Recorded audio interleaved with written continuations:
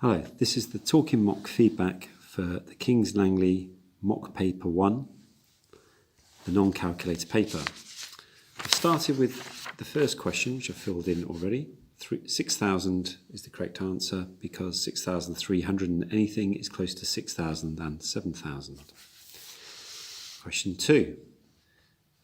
Looking at the smallest number first, we're looking for the most negative number, which is negative 6. Then the next negative number, which is negative 5.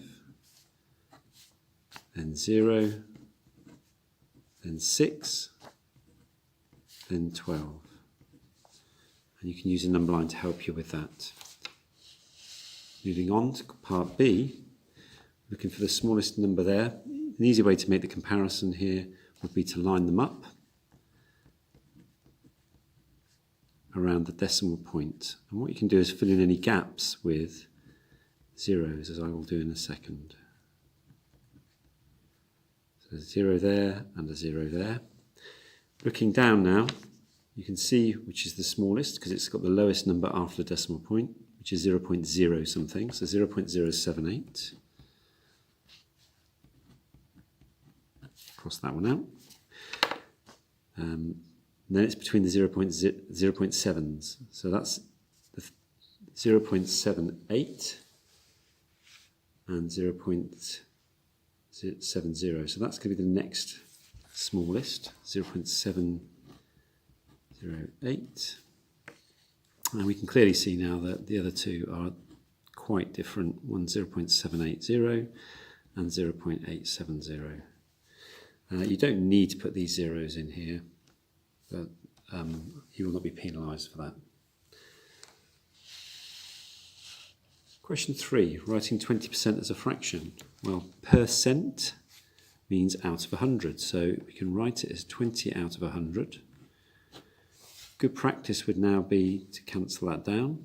There's a common factor of 20 to both numerator and denominator. So that there's 120 in 20.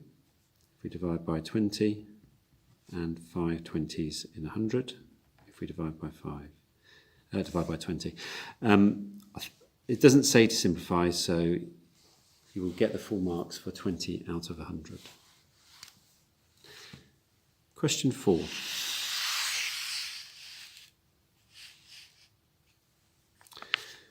One of these fractions is not equivalent to 1/4. Well, in this case, what we're going to do is simplify each fraction to find out which one is not equivalent to 1/4 by dividing the numerator and denominator by a common factor. So we can see in the first one, 4 divides into numerator and denominator, 4 divides into 4 once, and to the denominator 4 times. So that is 1/4. We could also have done 2 there, but we're trying to find the biggest number that divides into numerator and denominator. Same here. 2 divides into numerator once and into denominator 4 times. This one may be a little bit trickier, but you might be able to do it in 2 steps. You might see that 5 goes into 15 3 times and into 60 12 times. We look again, we can see that 3 divides into numerator once and denominator 4 times. So it looks like it's 3/9, but we're going to check it. And we can see that 3 divides into 3 once and into 9 3 times. So the number that isn't the fraction that is not equivalent to 1/4 must be 1/3. First even multiple of 7. Well, simply list the 7 times table and stop. Stop at the even number. Our first multiple of 7. That is even is 28. Question 6. Simplify 3 times 4t. Well, 3 times 4t is 3 times 4 is 12, so that will be 12t. Simplify means to gather together like terms. We've got an 8a. We take away 3a. That will give us 5a, and we add a 2a to that will give us 7a. So 8a, take away 3a, plus 2a equals 7a. Moving on, question 7.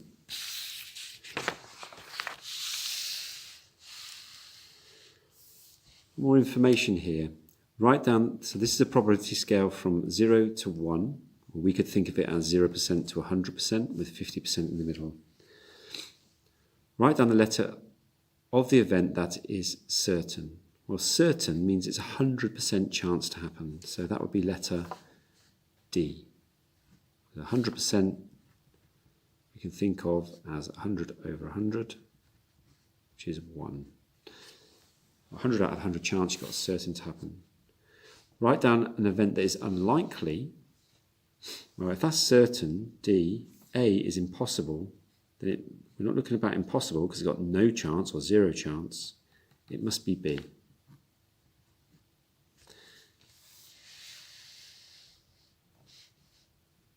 Well, 12 counters in the bag. 3 of the counters are red. 1 is blue. 2 of the counters are yellow. The rest of the counters are green. Caitlin takes a random counter from the bag. Show the probability that the counter is yellow or green is 2 out of 3. Well, we can use this information here. We can write our probabilities straight away. Red would be a 3 chances out of 12. Blue would be 1 chance out of 12. Yellow, we'd have 2 out of 12 chance or probability, and the rest are green. So if that's 3 counters, 4 counters and 2 counters, that makes 6 counters, which means we must have 6 green, making the probability of getting a green counter being 6 out of 12. Okay, so going down to here now, yellow or green, or yellow would mean that we've got a probability from up here of 2 out of 12. Green, 6 out of 12. And the or tells us we're going to add those probabilities or those chances. So 2 out of 12 plus 6 out of 12 is 8 out of 12. But that's not 2 over 3, is it? Until we notice that we need to simplify this fraction. So what divides into 8 and 12? 4 divides into 8 twice, and into 12 3 times, showing what we needed to show.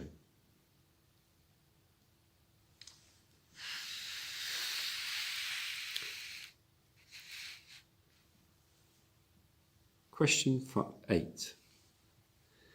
3 kilograms of meat costs £54. Nina buys 2 kilograms of meat. Work out how much Nina pays. There are many ways to do this. We could do it by a bar diagram, saying 3 kilograms costs £54 and Nina buys 2. Meaning that each one of these must be 54 divided by 3. Each of the blocks must be worth 54 divided by 3.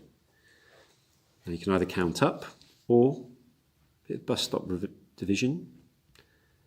Put the point 0 in there just in case we need it.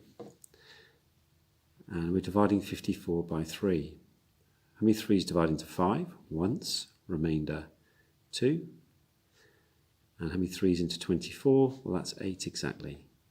So each one of these must be worth 18.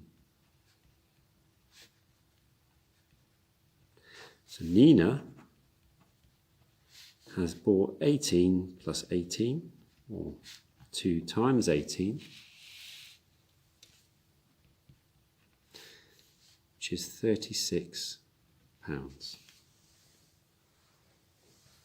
Next is a knowledge type question about circles. The centre of the circle is marked with an X. Write down the mathematical name for the straight line shown. And hopefully if you've been doing your revision of parts of circle, you will know that that is called the radius. Write down the next straight line that is touching the circle in the next one. Now, a little bit more complicated, but hopefully again, if you've revised parts of the circle, you'll realise that a line touching the circle at one point only is called a tangent.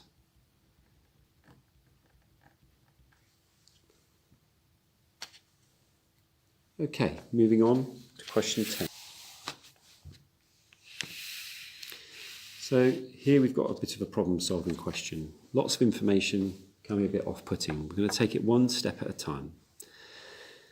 Key things then to underline. Tim and 3 friends go on holiday for a week together. The 4 friends will share the cost of the holiday equally.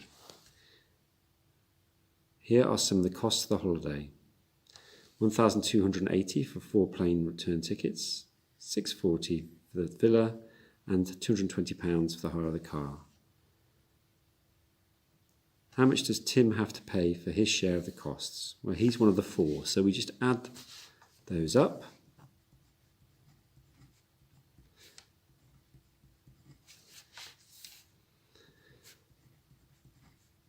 So in the units column, we've got a 0, 8, 12, 14, 4 goes down, carry the 1.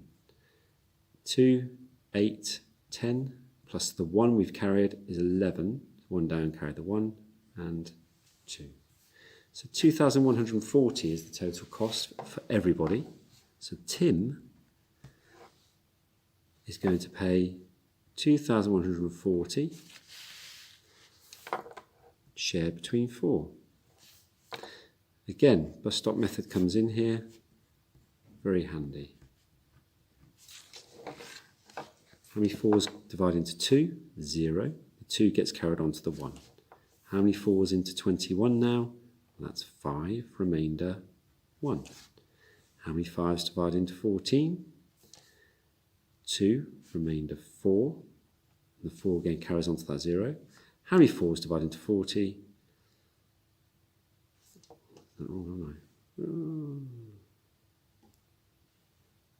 So 2,140 divided by 4. We can use the bus stop method again. So 2,140 divided by 4. We can use the bus stop method again. Put a 0.0 in case we need it. Divided by 4. How many 4s into 2? Doesn't go. How many 4s into 21? Divides in 5 times, remainder 1. The 1 going onto the 14. 1 to make a 14. 4s into 14 go 3 times, remainder 2. 2 going to make it a 20 there. And 4s divided into 20 go 5. The decimal point's still there. So Tim has to pay £535.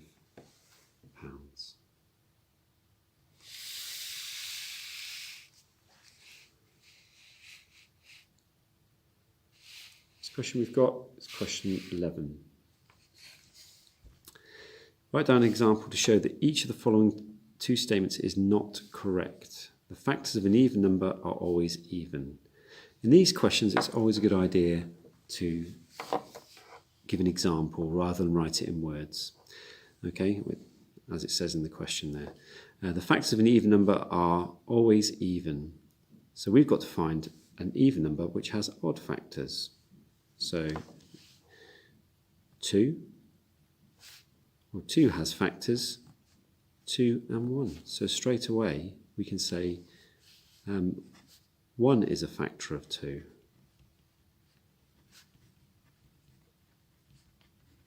2, and it is odd.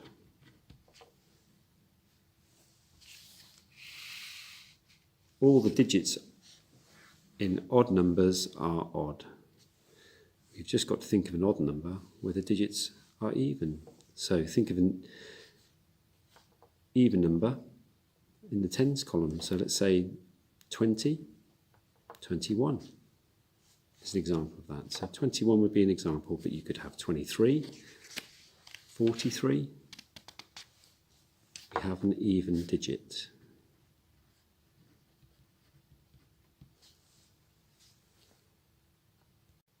Question 14. A lot of information on this particular question about Gavin, Harry and Isabel.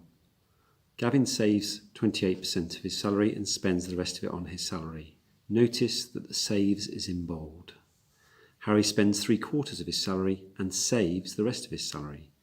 The amount of salary Isabel saves to the amount of salary she spends is 3 to 7. So laying this out then, we're concentrating on who saves the most of their salary each month. So Gavin saves 28%. Harry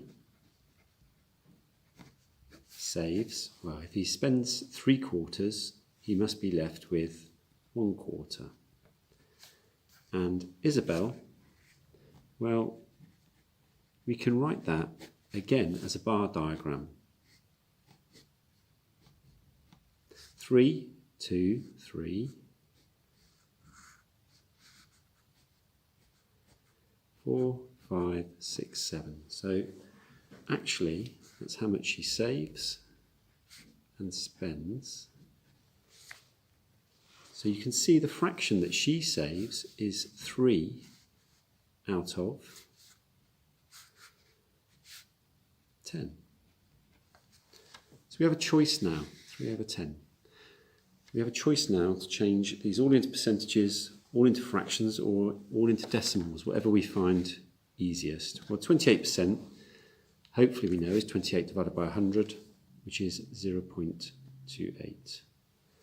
A quarter, we should know, is 0.25, as it's 25%. And 3/10 is the same as saying 3 divided by 10, so that would be 0.3 or 0.30.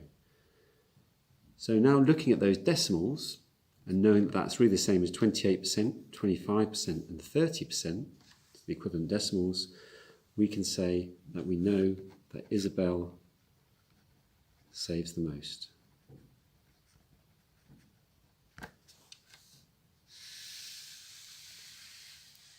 Question 15. Work out 15% of 160 grams. 15% is made up of 10% and 5%. 10% would be 160 divided by 10, which is 16. 5% would be that 10% answer divided by 2.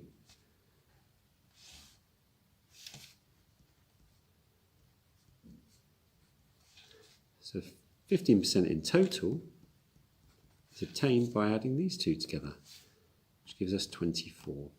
24 grams. Okay, 16. First real bit of algebra on this paper.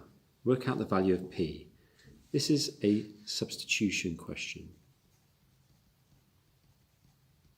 And we have to be careful with our signs here. So P, I always write it out again, is equal to 4x plus 3y. Replace the x and y with the values that are given. P would be equal to 4 times 5 plus 3 times minus 2 or negative 2, because the x is 5 and y has been replaced with negative 2. Take another line, 4 times 5 is 20, 3 times negative 2 is negative 6, positive 3 times negative 2 is negative 6, which gives us 20 to subtract 6, which is 14. Expand means multiply out. 4e times e and 4e times 2. 4e times e is 4e squared, and 4e times positive 2 will give us a positive 8e. 4e squared plus 8e. Solve means we're looking for a solution, and then you can see on the final line it says m equals something. Two ways to do this, but I think we'll take the expand the bracket route on this occasion. 3 times m is 3m. 3 times negative 4 is negative 12 equals 21. What's stopping the m being on its own, which is what we're trying to find? Well, it's the negative 12, or subtract 12, and the times by 3. We're going to get rid of the negative to subtract 12 first by adding 12 to both sides of the equation. That will give us 3m on the left-hand side and 20 and 30, I should say, 33 on the right-hand side of the equal sign. Getting easier every step now. What's stopping m being on its own? The times by 3. So what we're going to do to get rid of that is divide by 3 on the left-hand side, which would give us m. We have to do the same to the other side, and 33 divided by 3 is 11. M has a value of 11.